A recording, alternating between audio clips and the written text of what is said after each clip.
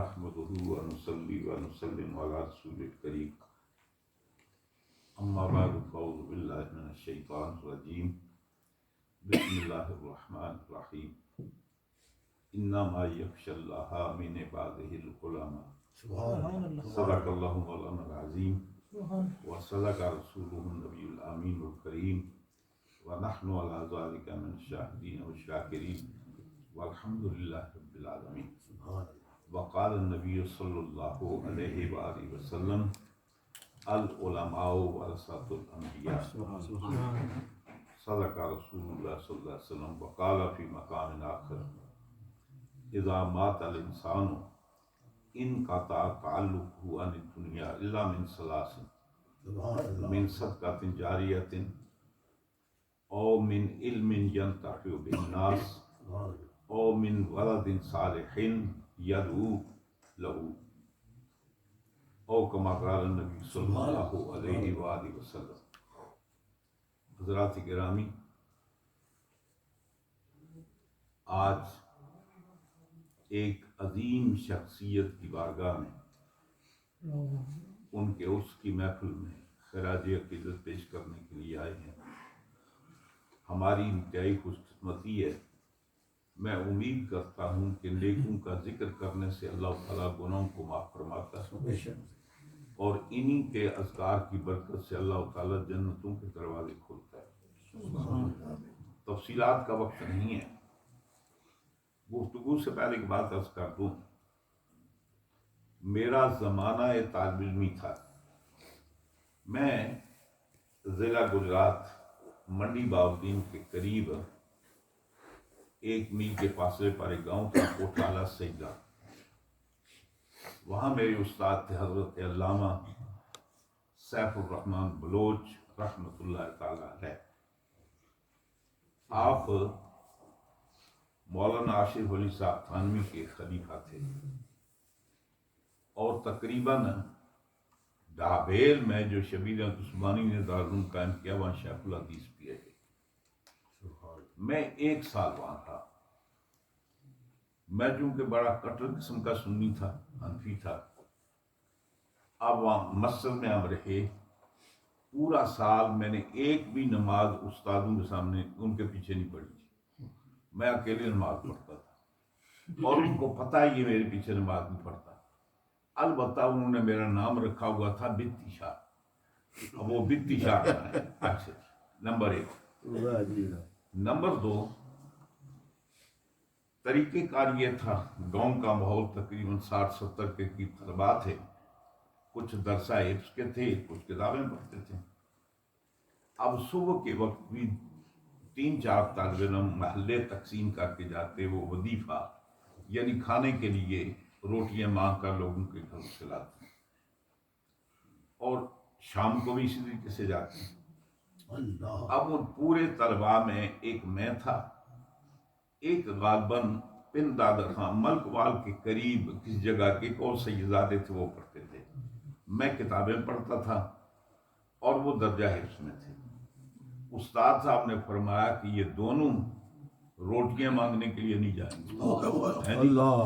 سیدوں کے دروازے پر کائنات آتی ہے، سرکار کی اولاد کسی کے دروازے پر مانگنے کے لیے نہیں. دنیا ان کی تجربہ کار ہے.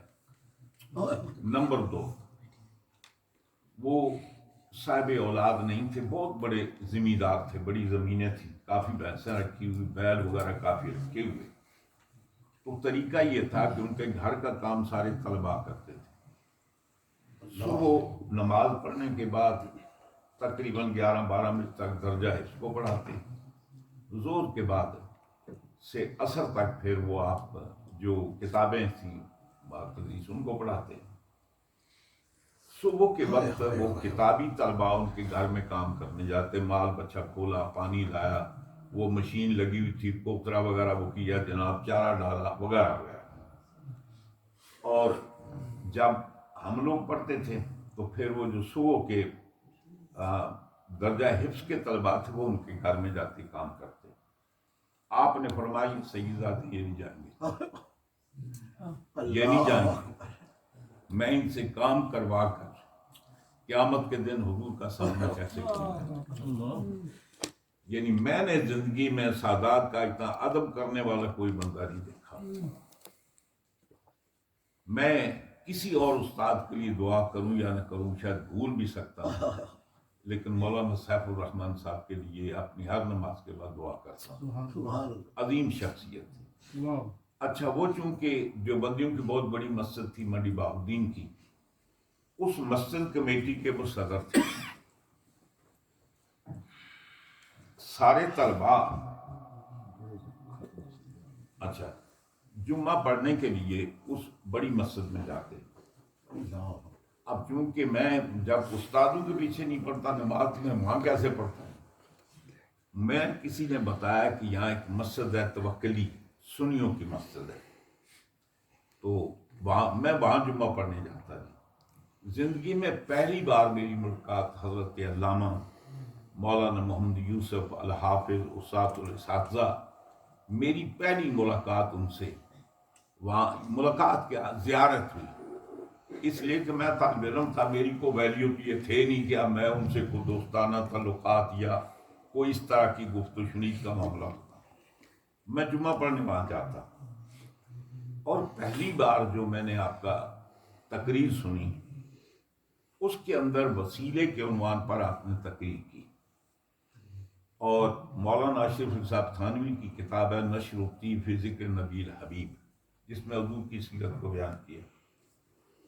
اور اسی کتاب کے اندر ایک حصہ ہے کتاب الروز، جس کے اندر مولوی اشرف تھانوی صاحب نے بیان کیا کہ حضور کے جو فضلات مبارک ہیں وہ بھی پاک تھے، حضور کا پیشاب مبارک بھی پاک تھا. وہ سارے واقعات انہوں نے اس کے اندر لکھے، اور پہلی حدیث وہی حدیث جابر لکھی ہے. یعنی نشر الطیب کے اندر جو پہلی حدیث کتاب شروع ہوتی ہے وہ حدیث جابر حضور کے نور کی. اب اس کے آگے مولوی اشرف صاحب لکھتے ہیں کہ اللہ تعالیٰ کی بارگاہ میں بغیر وسیلے کے پہنچنا بہت مشکل ہے، اور اس وقت ہمارے پاس اس کے سوا کوئی وسیلہ نہیں. سب سے مستحکم وسیلہ یہ ہے کہ ہم حضور کے نالین مبارکین کا نقشہ بنائیں، لکیریں کھینچیں، سر ننگے ہو کر اس کو اپنے سر پر رکھیں اور اللہ تعالیٰ کی بارگاہ میں دعا کریں، اللہ تعالیٰ قبول فرمائے گا. اب اسی کے اندر مثنوی کی طرز کے 3-4 شعر بھی ہیں. ہاں جی، وہ بڑے ترنم کے ساتھ جناب حضرت علامہ نے پڑھے جناب. بڑی یعنی حسن یوسف تو لہن داؤدی، بڑے اچھی آواز میں آپ نے پڑھے جناب، بڑا لطف آیا. اور آپ تقریر ترنم کے ساتھ فرماتے تھے. اس کے بعد پھر میں اس تجسس میں لگا کہ میں وہ کتاب نشر کی کہاں سے نکالوں. وہ خیر اس کے بعد میں نے کتاب حاصل کی. پھر وہ شعر میں نے بھی یہی تو بھول گیا ہوں. وہ شعر مجھے پہلی میری ملاقات وہاں ہوئی، اور میں ریگولر 1 سال یعنی جمعہ پڑھنے کے لیے وہاں جاتا رہا. لیکن اس کے دوران پھر آپ وہاں خطابت چھوڑ کے اس کے بعد ایک اور مولوی صاحب تھے، وہ بھی بھکی کے فارغ تھے، وہ پھر جمعہ پڑھنے کے لیے وہاں جاتے. دیگر ایک اور چیز میں نے ملاحظہ کی، کسی زمانے میں گجرخانے میں پڑھتا رہا. راول پنڈی میں 2-3 مہینے میں حضرت علامہ قبلہ استادی محترم قبلہ مفتی محمد صادق صاحب کے پاس بھی پڑھتا رہا. اس دوران میں 2 آدمی میں نے دیکھے جی، ایک مفتی محمد صادق صاحب رحمۃ اللہ علیہ، اور ایک استاد الاساتذہ حضرت علامہ حافظ مولانا محمد یوسف صاحب قدس سرہ العزیز. ان دونوں کو دیکھا کہ فنا فل مرشد تھے، ہر اتوار کو جاتے. یعنی آپ کا وہ گلے میں رومال ڈالنے کا بھی انداز وہی جو بابو جی صاحب کا تھا، اور جب کبھی امامہ نہ ہوتا نا تو رومال باندھتے، اور وہ بھی بالکل بعین ہی بابو جی صاحب کے انداز سے. اور پھر جب یہ وہاں جاتے ہر اتوار کو تو یہ دونوں جوڑی جاتے جناب، تو پگڑیاں بھی باندھتی بالکل قبلہ بابو جی صاحب کی کاپی جناب. تو آپ کے ساتھ پیار و محبت. اس کے بعد بھی کئی دفعہ زیارت ہوئی، یعنی بات زیارت تک محدود ہے. میں اس قابل تو نہیں تھا، اب میری عمر اور ہے، اب میں ان سے کو تبادلہ خیالات کروں، کو گفتگو کروں، کو ایسی بات تو نہیں ہے. زیارت مجھے ان سے حاصل ہوئی، اور بحمد تعالیٰ آپ نے ساری زندگی قال اللہ اور قال الرسول کی ڈیوٹی دی، قرآن کے فیضان کو پبلک تک پہنچایا، سرکار کے فیضان کو حضور تک پہنچایا۔ بہترین مدرس تھے، بہترین حافظ تھے، اور انتہائی متقی، پرہیزگار، متواضع الطبع، اور انتہائی اپنے پیر خانے کے انتہائی وفادار اور عقیدت مند تھے۔ اور بھی کچھ باتیں مجھے یاد ہیں، گجر خان کا ایک منظر، اس کا یہاں ذکر کرنے کی ضرورت نہیں، کرو جناب، بسم اللہ۔ نہیں وہ تو اب یہ کر رہا تھا میں نے عنوان گفتگو کے لیے، وہ ایک منظر تھا گجر خان کا، وہاں حضرت قبلہ بابو جی صاحب رحمۃ اللہ علیہ نے 2 بندوں کی ڈیوٹی لگائی تھی، تم نے جا کر یہ فتویٰ وہاں سنانا۔ ایک مفتی محمد صادق صاحب تھے، اور ایک حضرت علامہ مولانا محمد یوسف صاحب رحمۃ اللہ علیہ، بعد میں پھر آپ گجر خان اسی مسجد کے خطیب بھی رہے ہیں۔ اور اسی دوران امیر حزب اللہ سید فضل حسین شاہ صاحب جلال پوری، آپ کے جو گجر خان کو جوار میں کافی مریدین ہیں، آپ بھی وہاں تھے، آپ بھی وہاں تشریف لے گئے۔ یہ تینوں حضرات ہیں جنہوں نے وہ فتویٰ پڑھ کر سنایا، اور میں نے زندگی میں سید فضل شاہ صاحب جیسا خوبصورت بندہ بھی کوئی نہیں دیکھا، اور ان جیسی خوبصورت داڑھی بھی نہیں دیکھی۔ یعنی بڑے لوگوں کی داڑھی ہوتی ہے، انتہائی خوبصورت داڑھی، بالکل سفید جیسے چاندی کے بال چمک رہے جناب، ایک بال سیاہ نہیں تھا، اور وہ سید کے چہرے پر حسن و جمال۔ آپ بیٹے تھے سید پیر سید حیدر علی شاہ صاحب کے، اور پیر سید حیدر علی شاہ صاحب حضرت خواجہ شمس الدین سیالوی کے اجلہ خلفاء میں سے تھے۔ ہاں جی، ایک اور بات حضرت علامہ بیان فرما رہے تھے، جبے والی، اس کو تفصیل کے ساتھ اگر کسی نے لکھا ہے نا اس پورے واقعے کو، تو حضرت سید محمد حسینی، آپ کی کتاب ہے جوامع الکلم جناب، اس کے اندر بڑی ڈیٹیل کے ساتھ آپ نے یہ پورا واقعہ تفصیل کے ساتھ لکھا۔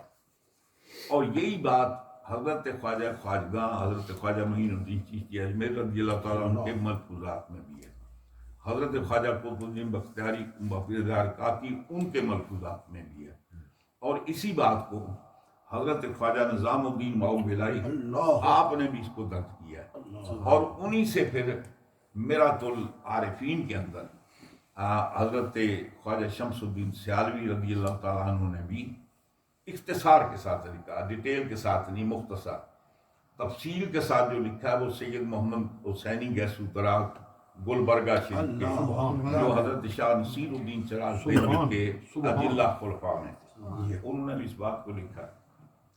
ایک اور بات عرض کرتے چلوں، یہ ہر دور میں اہل بیت کے ساتھ عقیدت اور محبت ذاتی شکریہ ہے۔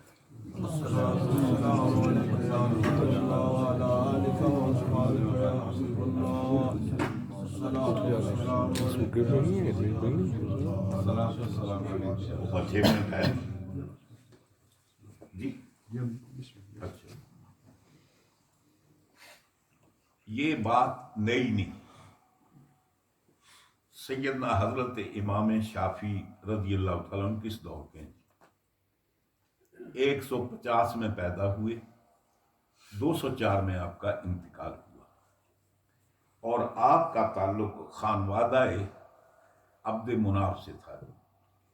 حضور کے جد اعلیٰ عبد مناف، ان کے بیٹوں میں ایک بیٹے کا نام ہاشم تھا، ایک بیٹے کا نام مطلب تھا، ایک بیٹے کا نام اسد تھا، ایک بیٹے کا نام شافع تھا، یعنی آپ کے متعدد بیٹے تھے، اور انہی کے بیٹے اسد کی اولاد میں حضرت سیدہ خدیجہ الکبریٰ سلام اللہ علیہ وہ ہیں، اور امام شافعی رضی اللہ تعالیٰ عنہ وہ حضرت شافع کی اولاد میں سے، تو اس کی وجہ سے اپنے آپ کو وہ شافعی کہتے ہیں، یعنی خود خاندان قریش کے فرد تھے۔ آپ نے اہل بیت اطہار کی تعریف و توصیف کی، آپ مکے کے رہنے والے، مکے سے آپ کو نکال دیا گیا تھا اس جرم پر کہ یہ شرافضی ہے۔ آپ مکے میں پیدا ہوئے، مکے میں رہے، مکے سے کیوں نکلے؟ مکے سے نکلے نہیں، آپ کو نکالا گیا، لوگ نفرت کرتے تھے. آپ پھر مکہ چھوڑ کر مصر میں جا کر آباد ہوئے اور آپ کا مزار بھی مصر میں ہے. اور وہاں آپ نے جا کر دو بزرگوں کی شاگردی اختیار کی. ایک شرک حضرت سیدہ نفیسہ سلام اللہ علیہ جو حضرت امام شافعی کی استاد تھی. حضرت امام شافعی رضی اللہ تعالیٰ عنہ کا انتقال پہلے ہو گیا. آپ نے فرمایا کہ جب شافعی کا جنازہ پڑھ لو تو اس کی قبر کو اس کی میت کو لا کر میرے دروازے کے سامنے رکھنا. پھر آپ نے دعا فرمائی. اور حضرت امام شافعی رضی اللہ تعالیٰ عنہ زندگی میں جب کبھی کو مشکل پیش آتی نا تو آپ بغداد جاتے, سیدنا حضرت موسیٰ کاظم علیہ السلام کی قبر پر دعا کرتے. اور آپ کا ارشاد ہے, آپ فرماتے قبر و موسیٰ کاظمین, آپ یا مطلب یہ ہے کہ تریاق لقضاء الحاجات, یعنی حاجات کی پورے کرنے میں وہ تریاق کی حیثیت رکھتی ہے. انتہائی عقیدت مند تھے. خیر, آپ نے جب یہ وہاں سے نکالا گیا, لوگوں نے آپ کو رافضی ہونے کا الزام لگایا. شیعہ نہیں, رافضی ہونے کا الزام لگایا. آپ فرماتے ہیں کالو طرف فستا کل تو کلا, لوگ مجھے کہتے ہیں کہ تو رافضی ہو گیا. کل تو کلا, میں کہتا ہوں ہرگز نہیں. مر رفض دینی ولا اعتقادی, نہ تو رافضی ہونا میرا دین ہے نہ میرا عقیدہ ہے. لیکن تولائی تو غیر شک, لیکن اس میں کوئی شک نہیں, میں محبت کرتا ہوں کس سے؟ خیر امام و خیر ہادی, جو تمام اماموں سے افضل ہے, تمام ہادیوں سے افضل ہے, حضور مولا کائنات کی ذات میں ان سے پیار کرتا ہوں. اور آگے فرماتے ہیں لو کان حب العلی رفضن, اگر علی کی محبت کا نام رفض ہے, فإنی ارفض العبادی, پھر اللہ کی مخلوق میں سب سے بڑا رافضی میں ہوں.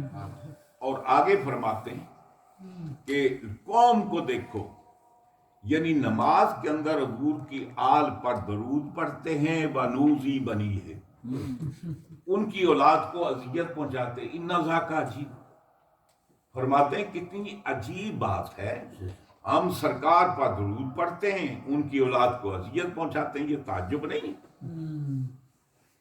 پھر کسی نے پوچھا کہ آپ اہل بیت اطہار کے اتنے پیچھے کیوں, کیا سرخاب کے پر لگے ہوئے؟ امام شافعی فرماتے ہیں آل النبی ذریعتی وہم الی وسیلتی, آل نبی اللہ کی بارگاہ میں پہنچنے کا میرا ذریعہ ہے, وہم الی وسیلتی, اور وہی لوگ اللہ کی بارگاہ پہنچنے کا میرا وسیلہ ہے. ارجو بہم اوتا غدن بے ید الیمین صحیفتی, اور انہی کی وجہ سے میں امید کرتا ہوں کہ قیامت کے دن میرا نامہ اعمال میرے دائیں ہاتھ میں دیا جائے. یہ آج کی بات نہیں, یعنی دوسری صدی کی بات ہے. حضور کے وصال کے بعد دوسری صدی کی بات. امام شافعی نے اس دور میں اہل بیت کی تعریف کی تو ان کو شیعت کا الزام, یہ ہر دور میں ہوتا ہے. حضرت شاہ رکن اعظم شخصیت بھی بڑی بلند ہے, اور بڑے صغیر میں روزہ بھی کسی کا اتنا اونچا نہیں. ملتان میں شاہ رکن اعظم صاحب جو حضرت بہاؤالدین زکریا ملتانی رضی اللہ تعالیٰ عنہ کے پوتے ہیں, اور ہمارے جد اعلیٰ حضرت سید جلال الدین مخدوم جہانیہ جہاں گشت کے پیر و مرشد بھی ہیں. آپ یہ ارشاد فرماتے ہیں کہ من علی را دوست دارم خلق گوئے رافضی, کہتے ہیں کہ یہ اپنے آپ کے اشعار ہیں. فرماتے ہیں من علی را دوست دارم خلق گوئے رافضی, میں علی سے محبت کرتا ہوں, لوگ مجھے رافضی کہتے ہیں. پس خدا و مصطفیٰ جبریل باشد رافضی, اگر میں رافضی ہوں تو خدا بھی رافضی ہے, اگر میں رافضی ہوں تو پھر رسول اللہ بھی رافضی ہے, اگر میں رافضی ہوں تو پھر جبریل بھی رافضی ہے. اس لیے کہ سارے علی سے محبت کرتے ہیں. اور وادی جام کا ایک کلندر حضرت مولانا جامی رحمۃ اللہ علیہ حضور مولا کائنات کی بارگاہ میں ایک درخواست پیش کرتے ہیں. حضور مولا کائنات کی بارگاہ میں عرض کرتے ہیں اما مراہم یا علی، کہتے ہیں کہ اے علی مجھے از در مراں کے من، مجھے اپنے دروازے سے دور نہ کریں، مجھے اپنے دروازے سے معروف نہ کریں۔ پنجابی جو مجھے اپنے دروازے سے نہ دھتکاریں نہ کھدیڑیں، نہیں، اما مراہم یا علی از در مراں کے من، کیوں؟ تا چشم راستہ با حسینت گریستہ، جب تک میری آنکھیں سلامت رہی میں آپ کے حسین کے غموں میں روتا ہوں۔ تو یہ اب بھی ایسی بات نہیں، اس خلق خدا میں بے شمار ایسی ہستیاں موجود ہیں، اہل بیت کی محبت پر یہ دنیا قائم ہے۔ حضور ارشاد فرماتے ہیں کہ ستارے وہ آسمان کے امان لأہل السماء، النجوم امان لأہل السماء، ستارے کیا ہیں؟ وہ اہل آسمان کی حفاظت کا ذریعہ ہے۔ وآل بیتی امان لأہل الارض، اور میری اہل بیت یہ اہل زمین کی امانت کا سبب ہے۔ وَإِذْهَابَ النُّجُومُ، جب ستارے چلے جائیں گے، ذَهَبَ أَهْلُ السَّمَاءِ، پھر آسمان والے ختم ہو جائیں گے۔ جب میری اہل بیت کا فرض زمین پر نہیں رہے گا تو خدا فرماتا پھر مجھے اس زمین کو کرنا کیا ہے؟ میرے کس کام؟ تو فرمایا پھر زمین والے بھی تباہ و برباد ہو جائیں گے۔ اور اسی بات کو شیخ اکبر نے متعدد اذاد لکھا، وما کان اللہ لیعذبہم وانت فیہم، یا فرماتے ہیں کہ ہم کا مرجع، فرمایا کہ جب تک سرکار دو عالم صلی اللہ علیہ وسلم اس میں موجود ہیں، جزون یا کلن، ذات کے اعتبار سے یا اجزاء کے اعتبار سے، جب تک وہ موجود ہیں اس وقت تک اہل زمین پر اس طرح کا عذاب نہیں آئے گا جو پہلی امتوں پر عذاب آتا رہا۔ یہ تو چند باتیں میں نے عرض کی، جو میں نے آج پڑھی اس کا بھی ترجمہ عرض کر دوں۔ اللہ تعالیٰ ارشاد فرماتا ہے کہ انما یخشی اللہ من عبادہ العلماء،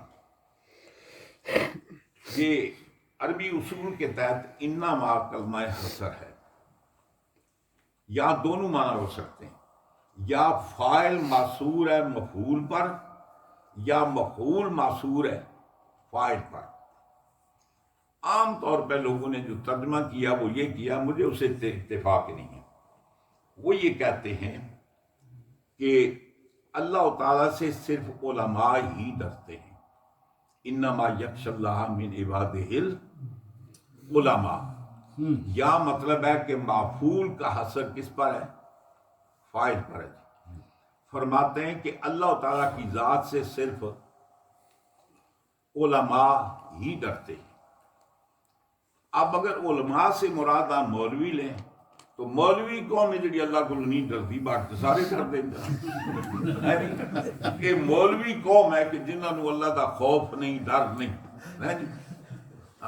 زکاتاں بھی کھاندے تو حرام بھی کھاندے تو سب کچھ کرتے ہیں جناب۔ تو میرے نزدیک ترجمہ دوسرا ہے، وہ یہ ہے کہ انما یخشی اللہ من عباد العلماء، علماء صرف اللہ ہی سے ڈرتے ہیں، باقی کے ڈر کی نفی نہیں ہے، علماء صرف اللہ ہی سے ڈرتے، اللہ ہی سے ڈرتے ہیں، کسی اور سے نہیں ڈرتے۔ یہ بھی علماء کی پہچان بتا دی، جو مسلط وقت کا شکار ہو جائے، جو کمیٹیوں سے ڈرے، جو افراد سے ڈرے، سمجھ لو علم تو پڑھ لیا لیکن عالم کا نام اس کے لیے ایک بدنامی کا باعث ہے۔ تو فرمایا کہ علماء وہ ہیں جو صرف اللہ ہی سے، اللہ سے ڈرتے ہیں، ماں سے اللہ سے نہیں ڈرتے۔ اور یہی وہ علماء ہیں جن کے بارے میں حضور فرماتے ہیں العلماء ورثۃ الانبیاء، یہ میری امت کے جو علماء ہیں نا وہ نبیوں کے وارث ہیں، وہ کام جو انبیاء کرام کرتے تھے وہ اب یہ کریں گے، یہ وارثین انبیاء ہیں۔ اور پھر حضور کامن ایک بات ارشاد فرماتے ہیں، اذا مات الانسان انقطع تعلقہ عن الدنیا، جب انسان مر جاتا ہے تو اس کا اعمال نامہ بند ہو جاتا ہے، دنیا سے اس کے تعلقات منقطع ہو جاتے ہیں، الا من ثلاث۔ تین ایسے ہیں کہ مرنے کے باوجود نہیں مرتے، مرنے کے باوجود ان کا نامہ اعمال کھلا رہتا ہے، اس کے اندر نیکیوں کا اضافہ ہوتا ہے۔ فرمایا کہ وہ آدمی من صدقہ جاریہ جو صدقہ جاریہ چھوڑ کر جائے۔ یہ بڑی خوبصورت مسجد آپ کے سامنے بنی، جس نے ایک اینٹ بھی اس مسجد میں خلوص کے ساتھ لگائی ہے وہ قیامت تک نہیں مرتا جی۔ واہ واہ، جب تک لوگ آتے رہیں گے یا نمازیں پڑھتے رہیں گے، جتنا ان کو ثواب ملے گا اتنا ہر نماز کا ثواب اس آدمی کو قیامت تک ملے گا جس نے ایک اینٹ لگائی۔ اللہ سبحان اللہ، تو فرمایا کہ صدقہ جاریہ چھوڑ اور جانے والا مرتا نہیں ہے۔ دوسری، من علم ینتفع بالناس، جو علم چھوڑ کر جائے۔ حضرت علامہ استاد الاساتذہ حضرت علامہ مولانا محمد یوسف صاحب قدس سر العزیز بحمد تعالی وہ اس دنیا سے خالی ہاتھ نہیں گئے بلکہ علم کی دولت دنیا میں چھوڑ کر گئے۔ اب جن لوگوں سے ان سے فیضان علم حاصل کیا پڑھا ہے وہ آگے پڑھاتے ہیں، وہ آگے پڑھاتے ہیں، اور قیامت تک یہ سلسلہ جاری رہے گا، اور جتنی وہ علمی خدمات کرتے رہیں گے جتنا ان کو ثواب ملے گا اتنا ثواب حضرت علامہ کے نام اعمال میں لکھا جائے گا۔ ایک بات وہ ہم میں نہیں ہے لیکن اپنی علم کی روشنی میں ہمارے اندر زندہ موجود ہے، ان کا علم ہمارے اندر موجود ہے۔ اور آخری بات فرمائی میں ولد صالح یدعو لہ، اور جو نیک اولاد چھوڑ کر جائے جو اپنے والدین کے لیے دعا کرے، وہ بندے مرتے نہیں ہیں۔ اب ذرا اندازہ فرمائیں، خصوصیت کے ساتھ اہتمام آپ نہ بھی کریں۔ نارمل آپ نمازی ہیں، نماز پڑھتے ہیں، نماز کے آخر میں دعا مانگتے ہیں، رب اجعلنی مقیم الصلاۃ ومن ذریتی ربنا وتقبل دعا ربنا اغفر لی ولوالدی۔ ہر نماز کے بعد نفلی ہو، فرض ہو، واجب ہو، سنت ہو۔ اب جو آدمی 5 وقت ہر نماز کے بعد اللہ کی بارگاہ میں درخواست کرتا ہے مولا میرے والدین کو بخش دے، تو یقیناً اللہ تعالیٰ بندہ مومن کی دعا کو ٹھکراتا نہیں۔ تو جن کو اللہ تعالیٰ نے یہ سعادت بخشی کہ حضرت علامہ برکات احمد جیسا بیٹا چھوڑ کر، آپ کے دوسرے صاحبزادگان چھوڑ کر گئے، بحمد تعالیٰ یہ آپ کے علم میں بھی وارث ہیں، اور ہمہ وقت اپنے اسلاف کے لیے، اپنے بزرگوں کے لیے ہاتھ اٹھا کر دعا بھی کرتے ہیں۔ اور بحمد تعالیٰ ان کو اللہ تعالیٰ نے 3 بیٹے دیے ہیں، بحمد تعالیٰ وہ تینوں بیٹے ان کے نقش قدم پر بڑا جوان ہیں، اور بحمد تعالیٰ آپ دیکھتے نہیں ہیں اپنے جد اعلیٰ کا وہ اہتمام تھا، بڑھ چڑھ کر جناب نعت خوانوں کی خدمت کر رہے ہیں، ان کی پیشوائی کر رہے ہیں۔ یہ کیا ہے؟ یہ محبت کا نتیجہ ہے۔ تو میں یہ سمجھتا ہوں کہ حضرت علامہ مولانا محمد یوسف صاحب قدس سر العزیز آج ہمارے درمیان اولاد کی صورت میں موجود ہے، آج ہمارے درمیان اپنے علم کی صورت میں موجود ہے۔ آپ دنیا سے چلے گئے لیکن اپنا فیضان قیامت تک چھوڑ دیں۔ یہ جو کلام پاک کی آیت ہے وَلَلْآخِرَةُ خَيْرٌ لَكَ مِنَ الْأُولَىٰ، مفہوم اس کا سمجھیں۔ پوری دنیا کو ایمان کس کی نسبت، کس کی وجہ سے نصیب ہوا؟ سرکار۔ ایمان کا پودا لگانے والے کون ہیں؟ تو سرکار کی ذات۔ دنیا کے اندر پیغام الہی، علم، قرآن کا علم، سنت کا علم، اول منبع کون ہے؟ سرکار کی ذات ہے۔ اب صحابہ کرام میں آپ نے علم پھیلایا، پھر تابعین کا دور آیا، پھر قیامت تک چل رہا ہے۔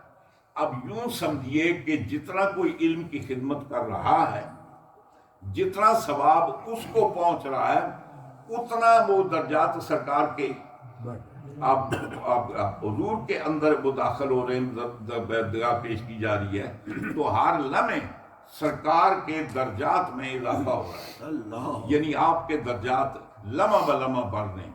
اور یہ سمجھیں مثلا میں آپ کے سامنے بیٹھا ہوں گا، کوئی مولوی شولوی تو کوئی نہیں چاہ رہا، لوگوں نے غلط فہمی کیا ہے، میں ایک مطلب ہے چمدان آدمی ہوں، باہر جو میں دین کا کام کر رہا ہوں مجھے ثواب ملتا ہی ہے، ملتا ہے۔